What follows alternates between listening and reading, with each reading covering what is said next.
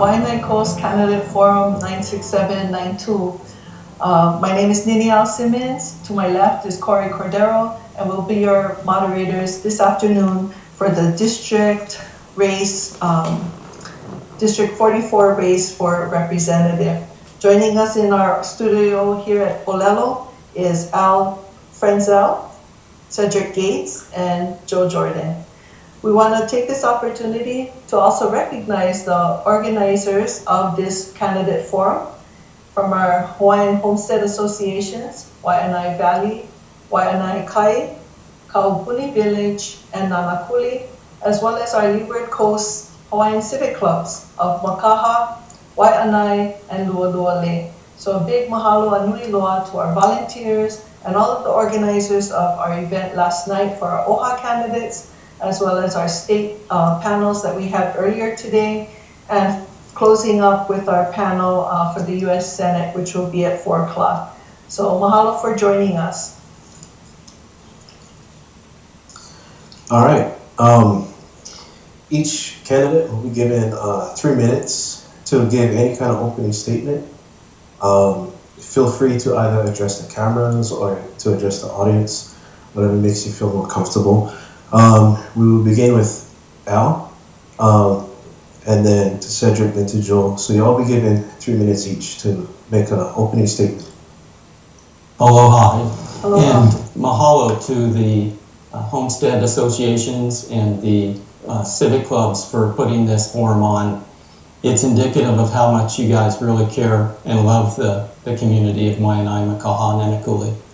Also, special thanks to the Olelo staff and all the volunteers. This is really a professional deal you got going on here.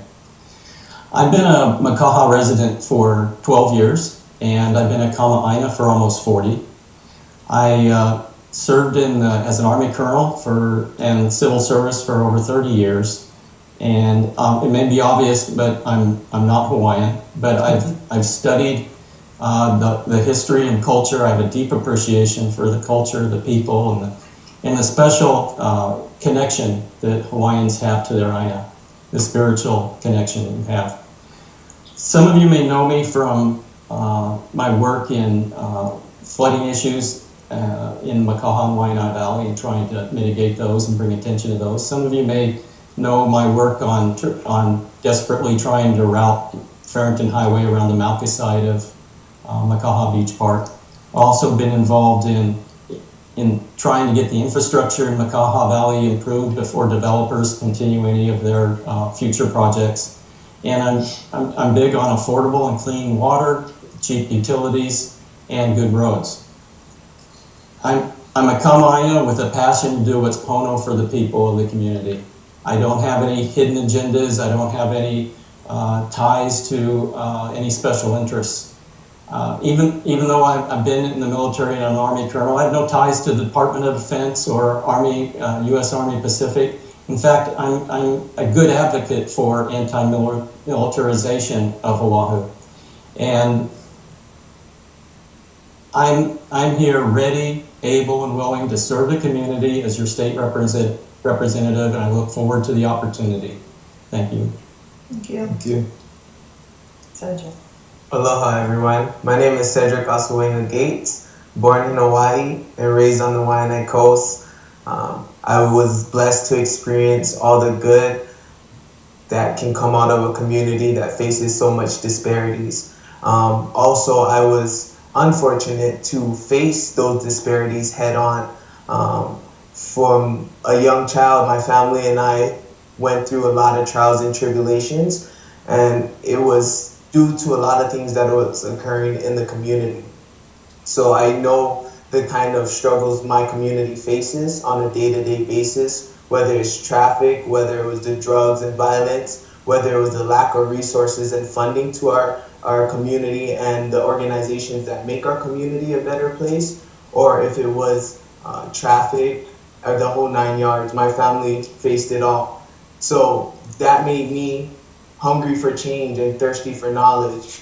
And I began my journey to better my life and those around me. And when I went on that journey, I became deeply involved in my community and its affairs. Currently, I sit on the Waianae Coast Comprehensive Health Center at Board of Directors. I sit as the Vice Chair of the Waianae Coast Neighborhood Board number 24. I also sit on Makaha Elementary and Waianae High School advisory boards, DOE advisory boards. And so I got to sit and see all of the good and the bad that was coming out of the community and from these key areas that affect our community greatly. And so sitting on that board and being involved in the community, I also started a nonprofit organization at the age of 17 with the help of my family. And the organization is called Active Hawaii, and our mission is to promote community unity and wellness through an active lifestyle. The organization currently provides nutritional education, physical activities, and community advocacy. And so I took what I learned through my experiences in my community, and I'm hoping to bring it to the state capitol and assist my community in whatever needs to be helped. And I see a lot of people crying out to our state representatives asking for help, but for a lot of times I think the passion isn't there for a lot of people, and so they don't face our battles the way it should be, which is head on. And I believe that putting me in office, I will be able to enable the opportunities for all of these organizations and individuals to make the moves that is necessary to create a sound environment for the future generation, which I currently represent. Mahalo. Thank you. Thank you. Mahalo. Aloha, I'm Joe Jordan, and first and foremost, I'd like to thank the individuals that put this on. It's the second annual one, and all the homesteads come together and put this out there for our community as well as the community at large. Secondly, I'd like to thank Olelo for providing this live through your services and then obviously replaying it later on. Who am I? I am Joe Jordan. I am a product of the Waianae community, and I look at that as a positive situation. I've been there for over 40 years. I'm a product of public education, Waianae Intermediate and Waianae High School graduate, a small business owner of over 35 years in the Waianae community, a child who grew up on that coastline, and very proud of it. Prior to getting into office 2 terms ago, I spent 12 years on the Waianae Coast Neighborhood Board, volunteered on many nonprofit organizations. I woke up at one time, I was about 30 years old, and said, I'm all in one piece, I'm here, and I'd like to give back to my community, which gave me so much. And that's what awoke in me.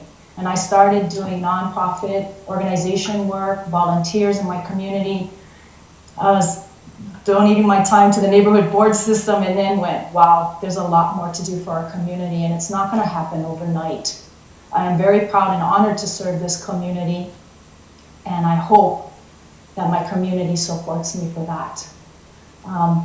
I do what I can do in the Capitol. That's a different world than sitting on nonprofit organizations and neighborhood boards. I'm glad to be there. I'm glad to bring the concerns and the needs from my community to that square building. And I'm very proud to represent my community in that building. I still sit on nonprofit organizations. I still volunteer my time. I attend as many meetings as I can for our community. I try to dive into the issues as deep as I can. I understand my community. Like I said, I'm a product of it. And I'm very thankful that I came up out of that community with this understanding on what I need to do to bring my community forward, to bring equivalency as other neighborhoods have. How do we get a hand up instead of a handout for our community? And that's bottom line who I really am.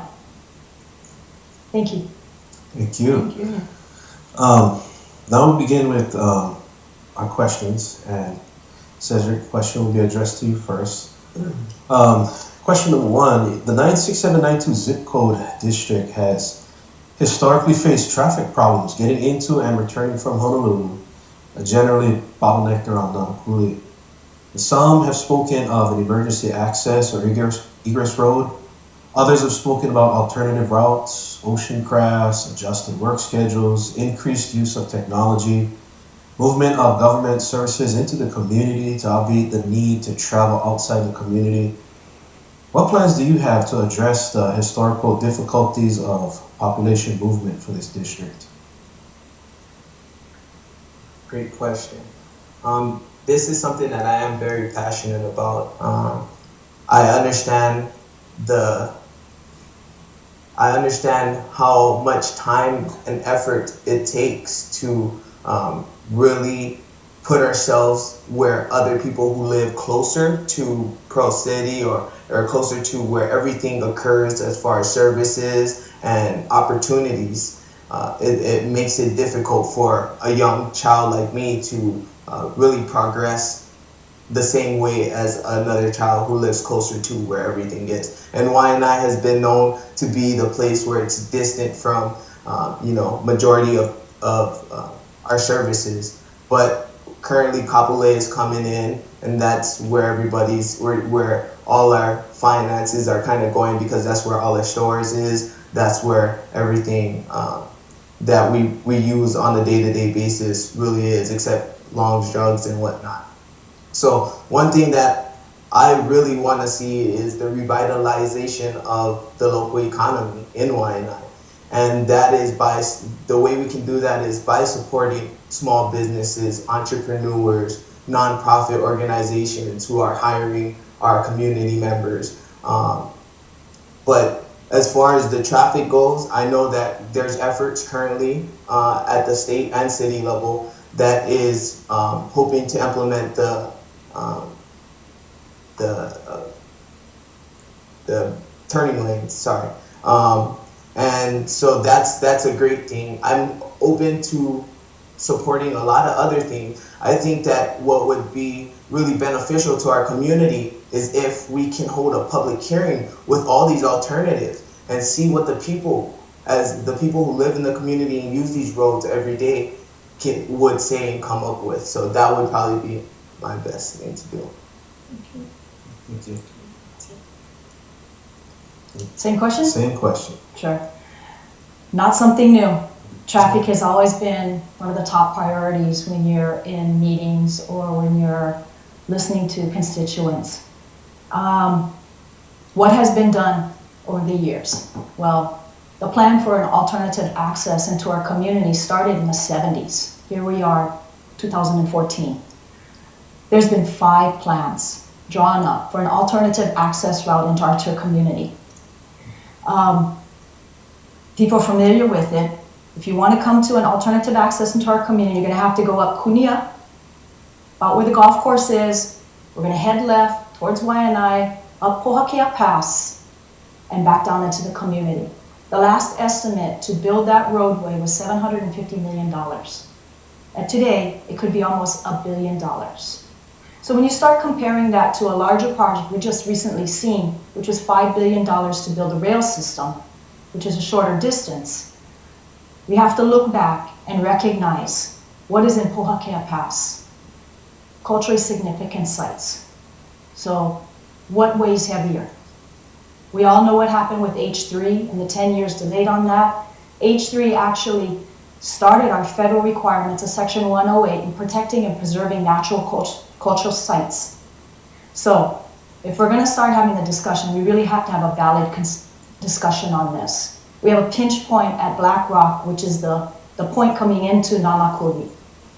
Everybody understands that. If you want to talk about how we can do short terms, we can look at synchronization of our lighting system. We can look at what happens in the morning on people traveling out of our community, maybe readjusting some school schedules along the coastline to ask them to help mitigate. It shouldn't take 1 hour from Waianae to Nanakuli to bring your child to elementary school. So coming home in the afternoon, we're going to have to look at it. One of my predecessors, Senator Shimabukuro, who was the representative before us, she did a program about 8 years ago. We're going to put some left turn lanes from Haleakala to Nanakuli Avenue. That project should start later this year or the beginning of next year. You should see some changes with that, little bites at a time. Thank you. Al, same question. I've been concerned about traffic just like everybody else since we've lived here, and it gets worse and it's becoming a disincentive to work. And that will be really bad if it gets to where people will not want to go into town to work to have a job and will just acquiesce to stay at home. So it's a top priority with me. There is good news though, that with the Oahu Regional Transportation Plan 2035, actually has two funded projects, Project 50 and 54, both funded at $432 million. They're intended to widen and improve Farrington Highway. I would like to see it come online sooner. It's currently planned to come online between 2021 and 2035. I'd like to see it pushed up, especially since Project 50 is related to safety issues. At a minimum, we need to accelerate to have a fifth lane, so that we have a turning lane, so that there's bus pullouts, so that there's synchronized lights, and extending the zipper lane, which is sort of in the works too. But we recently saw in the paper where there's some funding issues on that zipper lane, or where the state DOT is considering to not fund that program. Regarding emergency access road, I've seen a 1977 plan which actually doesn't require us to go over the passes and over the mountain. It can be done inland, Malka at high ground, west or Malka of Farrington Highway is actually feasible for a lot less than $700 million. So that if it comes to traffic, I think that's probably top on my list of priorities. And being a member of the OMPU representative for the Waianae Coast Neighborhood Board, I've been working the issue and I plan to work it even harder. Thank you. Thank you. Okay, our next question. This will go to candidate Jordan. The 96792 district has been said to contain the highest number of unlicensed drivers in Hawaii. In order to get a driver's license test to receive a license, one must wait in line for such testing, which is only available 2 days per week. People have had to camp out in front of the entrance to the Satellite City Hall from office closing as early as 5 p.m. in order to test the following day. Only 8 people are tested per day. Lines are formed of people having to sleep overnight, many with children, without any adequate toilet facilities, water source, or protection from the weather or crime. These become temporary homeless encampments as a result of lack of government services. If automobile safety checks can be contracted out to private contractors, why can't driver's licensing tests be contracted out as well, in an effort to stop this cruelty to people in need of a license? And what would you do to address this situation, should you be elected? Thank you.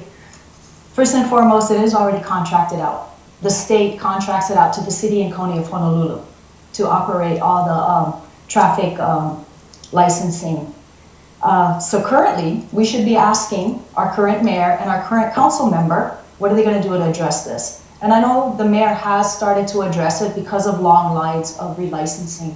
When I first got my license when I was 15 years old, I went to Pro City, and it was long lines back then.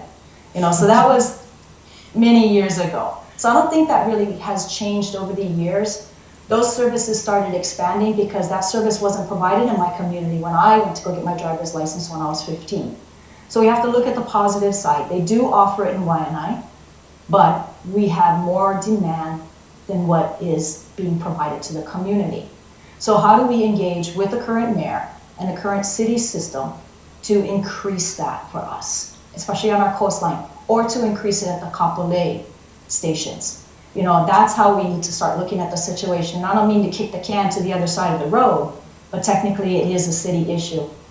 We did have to bring down the federal mandate of acquiring additional items when you renew your driver's license.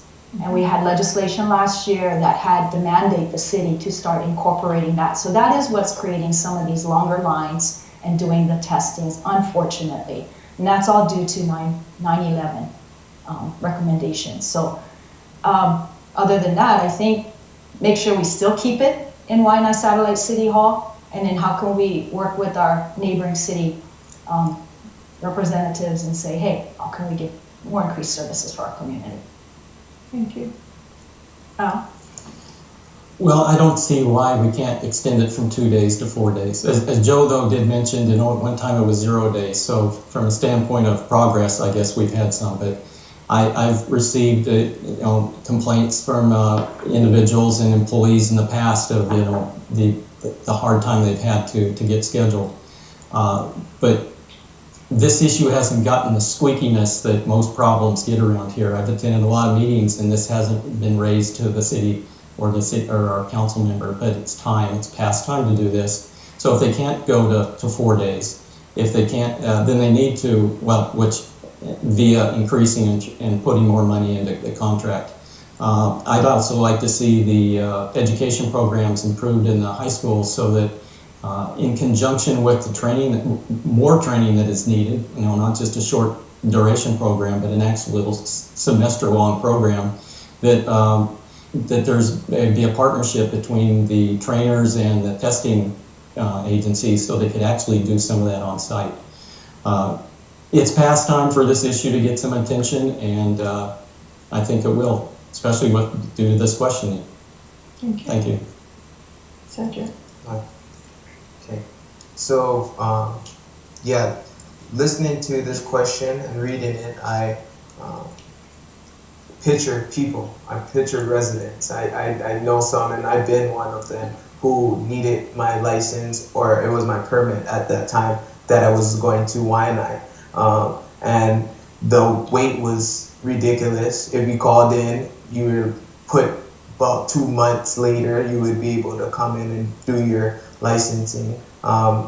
And so I know the struggle, and I definitely think that Waianae has faced that lack of resources. This is a common thing for our community. And so if I was put into office, I would definitely create that bond between our city council and our city and county in general. I think that's what really makes progress, is when we have cooperations from all the key players. And my relationship currently with our council members is quite well. I've worked with her on many occasions, and she has helped us as far as an organization and as residents to better our community in a variety of ways. So I think the communication and the collaboration will address this issue and make them really take it seriously.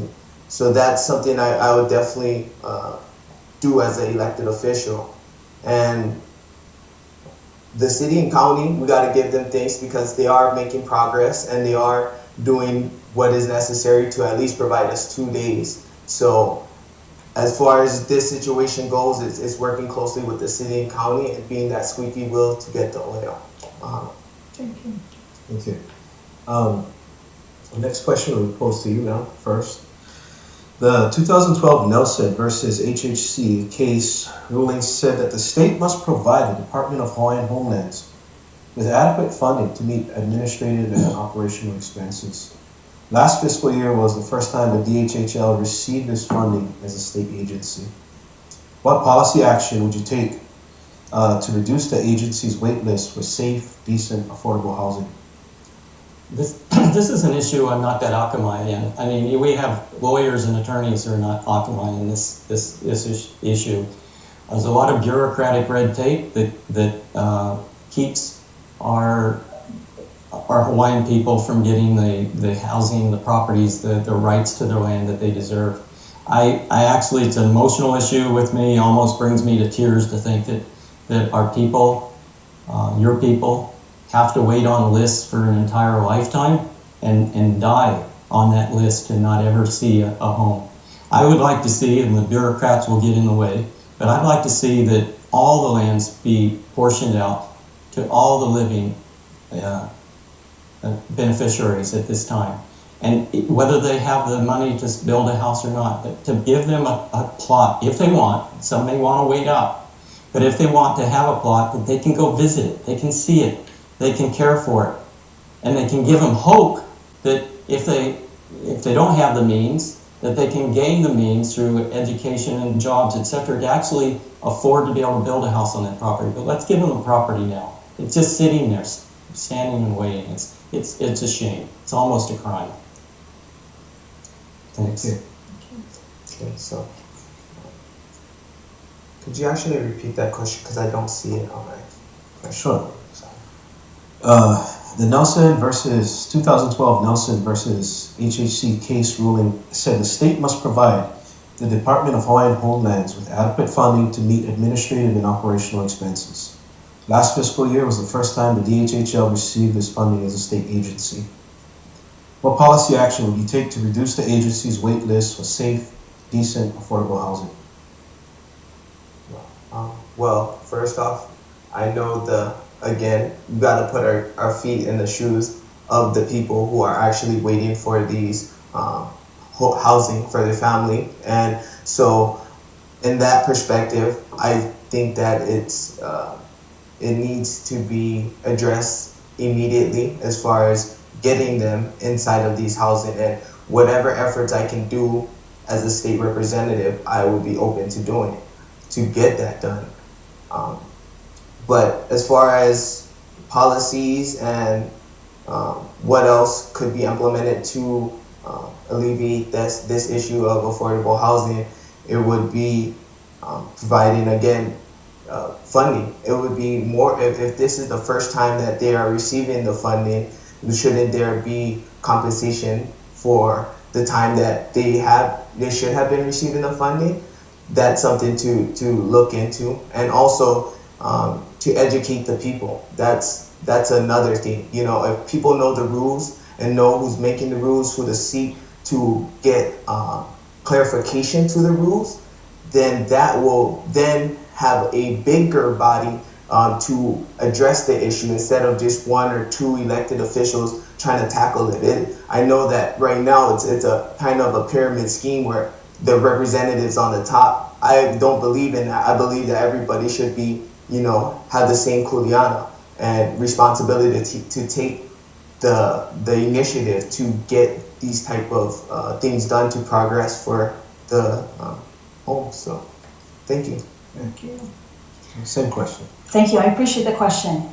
The Nelson case is a very important case, and finally brought this to light to many. When I walked into that legislation at the Capitol, I was appalled at how many legislators didn't even understand what is the obligation to the native host culture, the Native Hawaiians, as well as Department of Hawaiian Homelands, which is a state entity that operates some of the trust and placing individuals on homelands. The Nelson case brought forward saying that department, DHHL, was not getting enough funding to operate. And you shouldn't be using the trust fund monies for operational costs. And that was the biggest issue with the Nelson case. So the Nelson case had decided to wait off for its final decision to allow the legislature in 2013 to make that decision, to finally move forward. And you're correct. It's appalling to find out that our legislature hasn't provided any operational costs for the Department of Hawaiian Homelands. So the Department of Hawaiian Homelands in their budget came in asking for $200 million to operate. And some people will say that's way too much money, and it's not enough money. We need to put infrastructure in, we need to provide water services, utilities, roads, before we can even place homes out there. So if you want to talk about why the waiting list is so long, we need to understand why that department was given the resources to do what they need to do. So the legislature said when their budget came in, it finally got whittled down to they're going to ask for $20 million because that was about the cost to operate. And I fought tooth and nail to make sure we at least got the $9 million, which was still less than half of operational costs. Mm-hmm. But they started educating the individuals in that building how important it is.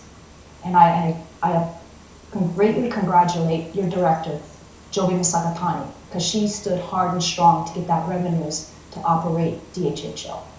Hopefully we're going to see more revenues coming in for the operations, just like any other department. Department of Education, Department of Transportation, they need operation costs. Mahalo. Thank you.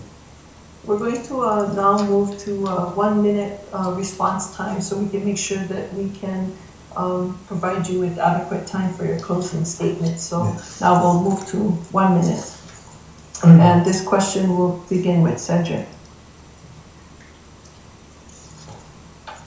The Wai'anae district had once been the largest producer of farm products, containing the largest pig farms and dairies, as well as truck farm produce for consumption.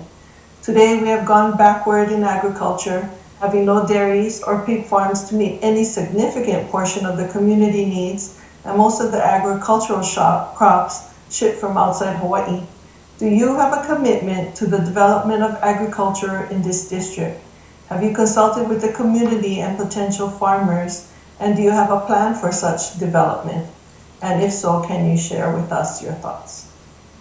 Thank you for the great questions. To answer the first one, I'm definitely committed to bringing back agriculture. To me, money really isn't everything. To me, having the resources that we exchange our monetary money with to make it of abundance. And so supporting our local agriculture is on my top priority, because also it provides the healthy foods that are needed to have a healthy community and to be self-sustainable and to grow our local economy.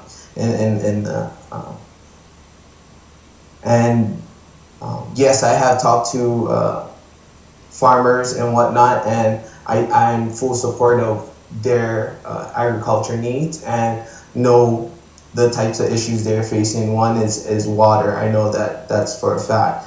And yeah, so that would be it. Thank you. Thank you. Joe? I really miss, I used to drive home down the coastline and you can smell the piggeries.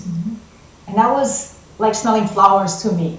And you no longer, it's been about 10 years, you haven't smelled that. So that obviously tells you things have changed in our community.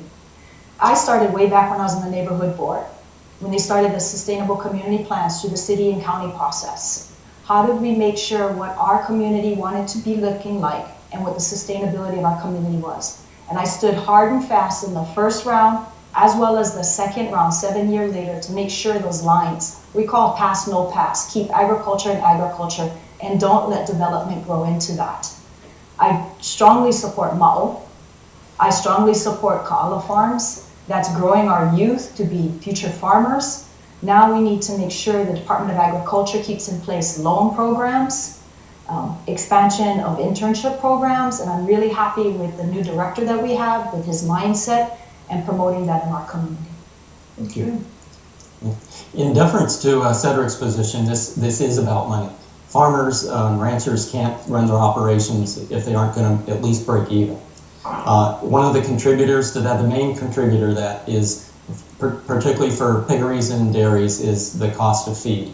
And for people that produce, farmers that produce produce, it's the cost of pesticides and fertilizers, etc. What's the reason for those expensive costs? The Jones Act. The Jones Act from 1920, which shouldn't apply to Hawaii because we weren't even a state at the time, needs to be changed so that we don't have to bring in these products with U.S. flag carriers. Currently, a container from the United States to Hawaii costs about $18,000 to ship. But a container from the West Coast to China costs $850. That's almost 20 times we pay more to bring these important essential requirements for farming to Oahu.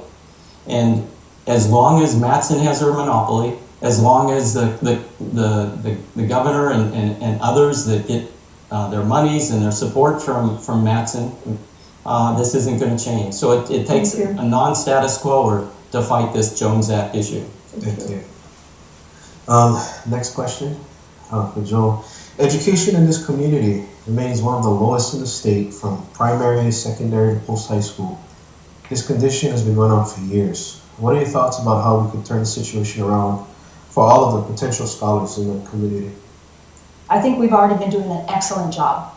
Prior to me getting into office, our principals along the entire coastline were already meeting on a regular basis and trying to understand what was going on with our children that had migrated up and down the coastline, and how we can start creating a database to make sure they were kept in check with wherever they needed to go.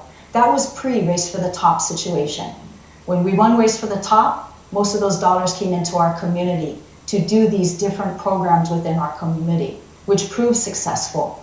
From there, we have a brand new CAS, Community Area Superintendent with the Department of Education, Ann Mahi. She's committed 6 years to our community, and she has brought in early education, shoring up the 6th grade level, the intermediate level, so we don't lose our kids, and working with our community colleges, Leeward and West Oahu. So we're gonna have them start going to colleges, earning free credits. And hopefully, within 4 or 5 years, we can have them have a degree when they're graduating high school. Thank you. Thank you. Al? I don't think, I appreciate what the teachers and the parents have done, but they need to do more. I don't think we're there yet. We're a long ways from being there.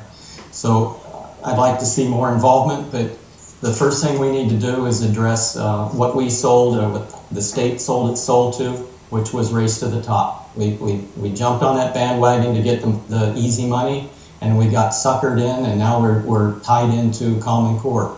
Both those programs need to go away. We need to focus the education and on the students and not on the testing.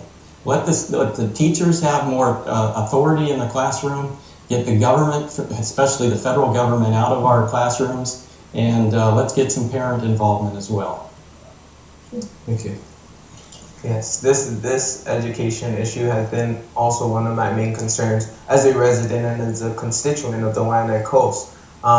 Again, I would like to say that the Department of Education is doing their works as far as improving our schooling system.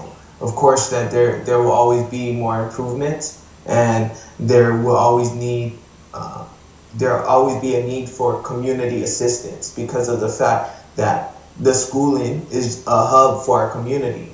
And what I've seen as I'm sitting on the advisory boards, it's just the assistance. They need assistance. Like what Al said with the race to the top, they stressed to me how much of a burden it was, even though they had all that money. But as far as supporting that, I think that we need to be innovative with our learning structures and not only standardize our kids. We need to also support kids who like art, who support kids who like alternative learning programs. So that's my solution. Thank you. Thank you.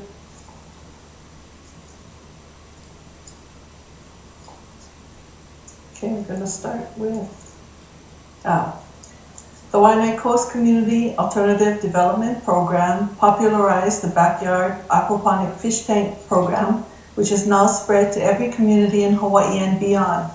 The Ka'ala Cultural Learning Center challenged the unfair distribution of water by going into the mountains and using PVC pipes, and the courage to redirect fresh water back into long-lost taro fields.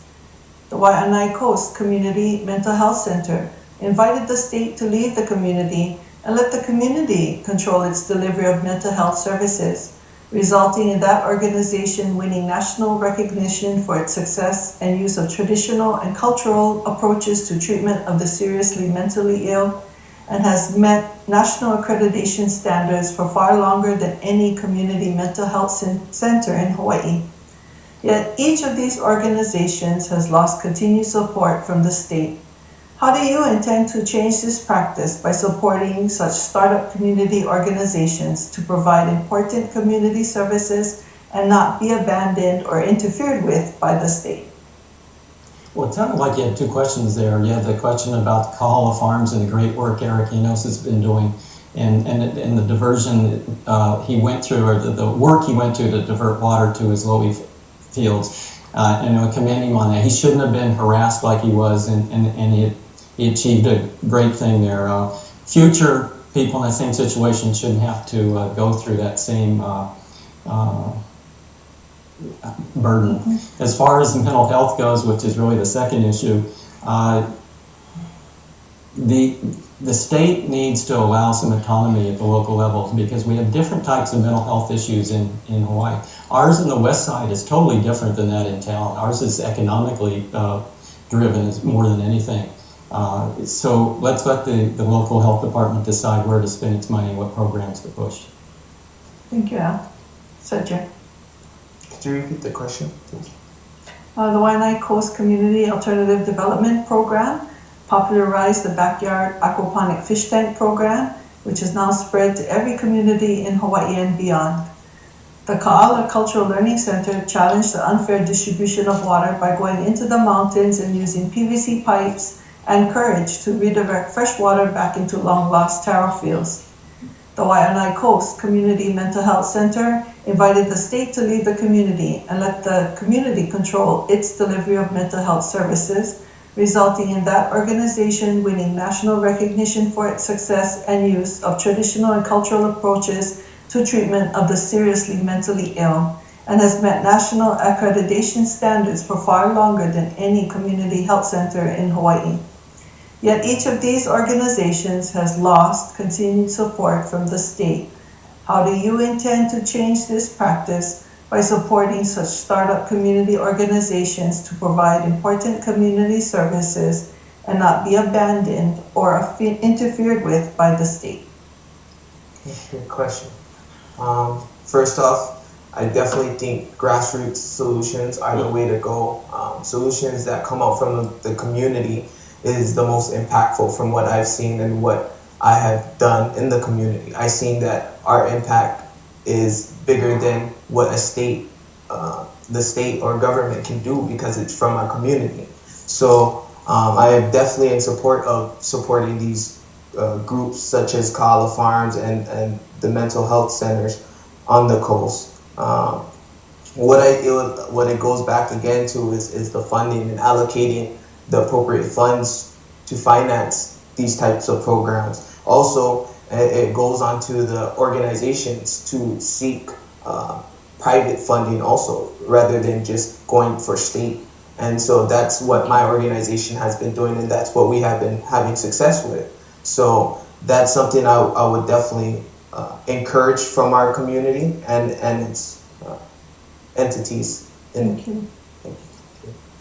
Well, the Waianae Coast Community Alternative Development Program, as well as Ka'ala Farms, most of their funding comes from grants and aids or nonprofit organizations such as Hawaii Community Foundation. Now, if you look at the Waianae Mental Health Program, that was through requests for proposals. That was state monies through the Department of Health, different pots of money. I truly believe that we should be looking at alternative sources if we can figure out different ways of doing programs and probably run them through the GIA, the grant and aid process, or through nonprofit organizations to make sure that they can show the results and stay stable for a while before we move them over into a department such as the Department of Human Services or Department of Health. Those are the kind of things that you're going to start doing with small grassroots type of organizations.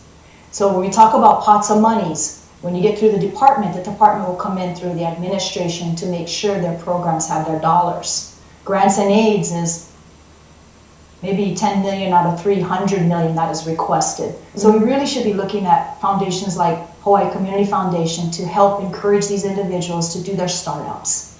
Thank you. Thank you. We are quickly running out of time.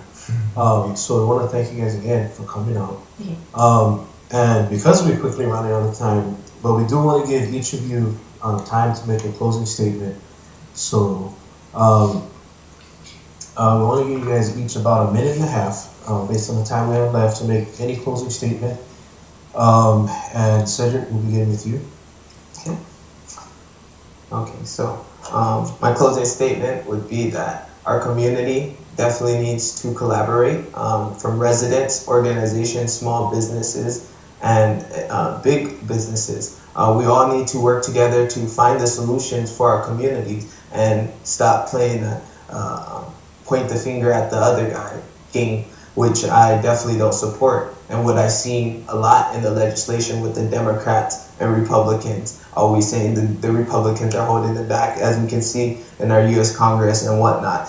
So that kind of games definitely needs to stop for us to really progress. And I hope that our community will be engaged and ready to take on the responsibilities that are ahead of us if we really want to be where we want to be. And I think that grassroots organizations and grassroots efforts and grassroots solutions are the way of the future, because of the fact it is puts the perspective of the community first before any political decision or any decision in general. We put the community in the beginning. And anyways, I want to close off with saying that I am the type of person who is a perpetual learner and willing to be open to all of these discussions and these alternatives from the community. Also, I believe I possess the energy, passion, and the charisma to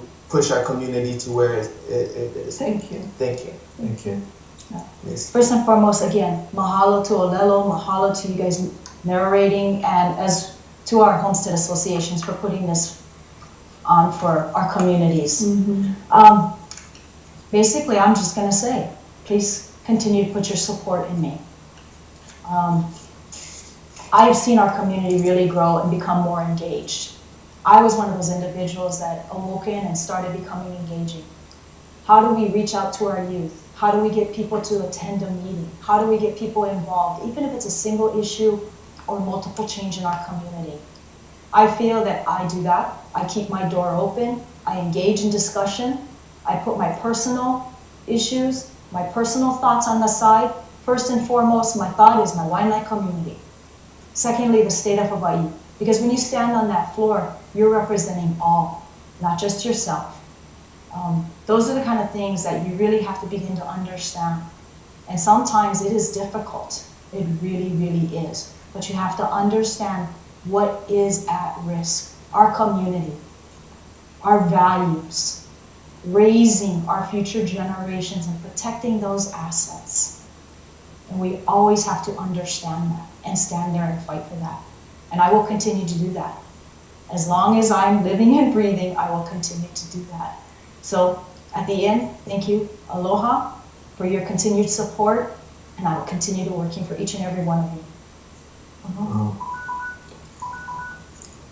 I'm running simply because I think I can be a better representative for the community's needs. I'm disappointed with how we've been represented for the past 3 years. And I don't think Mr. Gates, even though he has the biggest heart in the world, has the talent and the experience to do this job. So I'm not a status quoer, I'm not co-opted, I'm not owned by special interests. My agenda my special interest is the interests of this community. I'm a results-oriented individual that will guarantee my honesty, my dedication, selfless service, and respect to the community. The time was short, so for more information on me, I'd like the viewers to go to www.alfrenzel.com. I'd like to thank you for letting me share my mana'o, and thanks for the Olelo community, the homestead associations, and civic clubs for this time. Mahalo. Thank you. So today, our last remaining panel will be on at 4 o'clock, and that will be our U.S. Senate race for the United States Congress. So I hope those of you who are tuning in can stay to watch that panel speak. I also wanted to offer again our mahalo nui loa to our organizing consortia of Hawaiian Homestead Associations from Wai'anae Valley, Wai'anae Kai, Kaupuni Village, and Nanakuli, as well as our Hawaiian Civic clubs from Waianae, Makaha, and Lualualei. Yes, it's been a wonderful experience for Corey and I to be able to sit and meet with all the panels from the OHA races last night, as well as today with our state races. So I want to once again thank all of you here in the studio for coming, those who have been watching, and just the important that everyone become educated so that you can use your vote wisely. Yeah, no vote, no grumble. So for those of us here at the Waianae Coast Candidate Forum, we'll be back after a short break, but mahalo nui loa and see you soon.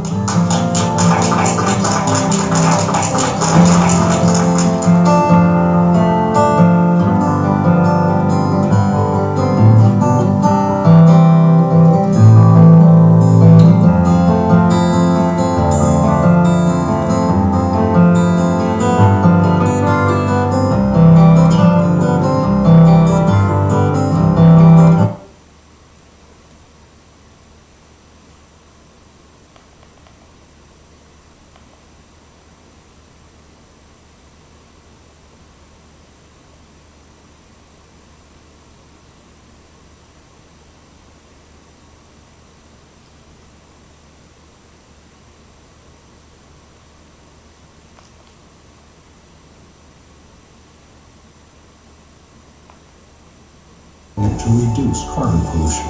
Endorsed by leading conservation groups and the star advertiser for his experience, idealism, and vision. Brian Schatz, the fresh perspective Hawaii needs. The League of Conservation Voters is responsible for the content of this advertising. Aloha is all around us. It's in the essence of how we treat one another. It's in our being. You can smell it.